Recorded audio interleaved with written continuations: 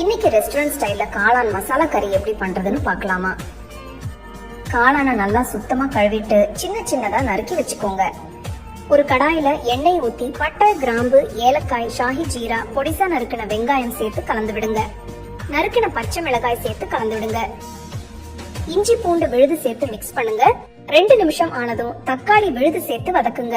அடுப்ப மிதமான தீயிலே வச்சு தக்காளியில இருக்க தண்ணிலாம் வத்தி வர வரைக்கும் வேக விடுங்க. உப்பு, மஞ்சள் தூள், சீரகத்தூள், தனியா தூள், காஷ்மீரி மிளகாய் தூள் சேர்த்து கலந்து விடுங்க. நறுக்கின மஷ்ரூம் சேர்த்து 5 நிமிஷம் நல்லா வதக்குங்க. இப்போ தேவையான தண்ணி ஊத்தி கலந்து விட்டு வேக விடுங்க. கடாய மூடி அடுப்ப குறைச்சு வச்சு 10 நிமிஷம் வேக விடுங்க. கரம் மசாலா தூள் சேர்த்து மிக்ஸ் பண்ணுங்க. 2-3 நிமிஷம் சிம்லயே வேகட்டும். கடைசியா நறுக்குன்னு கொத்தமல்லி சேர்த்து கலந்து இறக்கிடுங்க. அவ்வளவுதாங்க, மஷ்ரூம் கறி அருமையா ரெடி ஆயிடுச்சு. இந்த கறி சப்பாத்தி, ரொட்டி எல்லாத்துக்கும் ரொம்ப நல்லா இருக்கும். சுவையான இந்த காளான் மசாலா கறியை செஞ்சு நல்லா சூடா ரசிச்சு ருசிச்சு சாப்பிடுங்க.